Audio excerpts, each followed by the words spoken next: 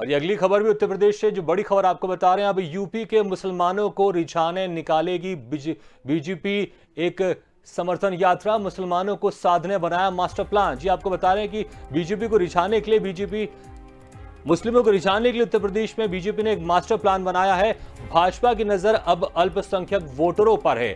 भाजपा अल्पसंख्यक मोर्चा के प्रदेश कार्यकारिणी की इस वक्त बैठक हुई है और वहां पर यह निर्णय लिया गया है कि किस तरह से मुसलमानों को रिझाया जाए और उनको अपनी तरफ किया जाए और चुनाव में उनको इनसे फायदा हो। तो ये बड़ी खबर आपको उत्तर प्रदेश से बता रहे हैं, जहां पर बीजेपी ने एक मास्टर प्लान बनाया है मुस्लिमों को रिझाने के लिए। हालांकि आपको बता दें कि पिछली बार यूपी में जब चुनाव हुआ था तो एक भी मुस्लिम विधायक जीतकर नहीं आया था। और जिस तरह से ये कहा जाता है कि बीजेपी मुस्लिमों के वोटों को लेकर ज्यादा तवज्जो नहीं देती है, लेकिन यहां पर जिस तरह से बीजेपी ने एक मास्टर प्लान बनाया है और मुस्लिमों को रिझाने की कोशिश की है। ज्यादा जानकारी के लिए बात करते हैं हमारे संवाददाता शिवसैनी से। शिवसैनी, किस तरह की रणनीति होगी? अब बीजेपी भी मुस्लिमों को रिझाने की कोशिश कर रही है। जो विपक्षी पार्टी है वो तो मुस्लिमों के वोट को लेकर एक बढ़ चढ़कर एक हिस्सा लेती है और मुस्लिमों के वोट के दम पर ही सरकार बनाने की बात करती है। अब बीजेपी भी मुस्लिमों को रिझाने की कोशिश कर रही है।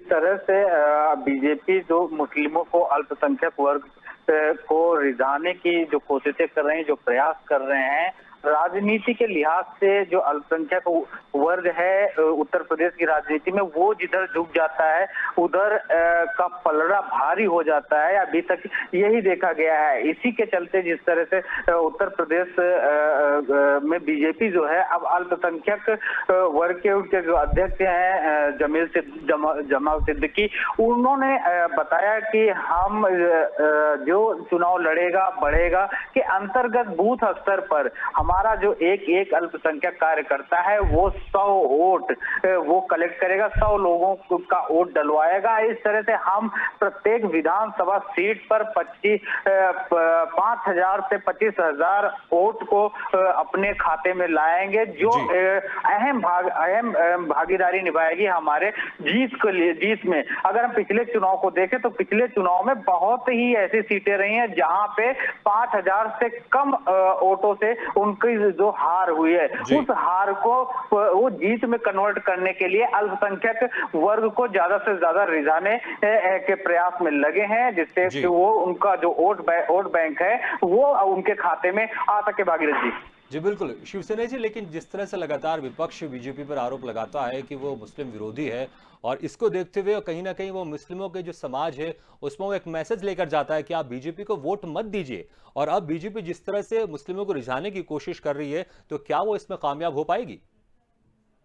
देखिए, बीजेपी के पास जो आधी आबादी का वोट है, मुस्लिम में जो आधी आबादी का वोट है, वो उसको अपने पाले में पूरी तरह से भुनाना चाह रही है। उसका कारण है कि 3 तलाक के मुद्दे को लेकर वो खुद कहते हैं कि मुस्लिम महिलाएं जो हैं उन्होंने हमारा पूरा समर्थन किया और हमें आशा है कि वो हमें ही वोट देंगे, क्योंकि हमने उनको 3 तलाक जैसे जो घनिष्ठ अपराध है उससे हम बाहर निकाले हैं उनको। तो इस तरह के जो चीजें हैं उनको लेकर वो जनता के बीच में उनका एक अल्पसंख्यक जो कार्यकर्ता है वो लोगों के घरों में जाता है और उनका एक खाका भी तैयार हो गया है। जैसा कि सिद्दीकी ने बताया कि हमारा एक कार्यकर्ता अपने आसपास पड़ोस के सिर्फ 20 घरों से वोट कलेक्ट करेगा, 20 घरों से ज्यादा पे वो नहीं जाएगा और 20 घरों में वो 100 वोट कलेक्ट करके हमको दे देगा। इस तरह की रणनीतियां, बूथ स्तर की जो रणनीतियां बीजेपी ने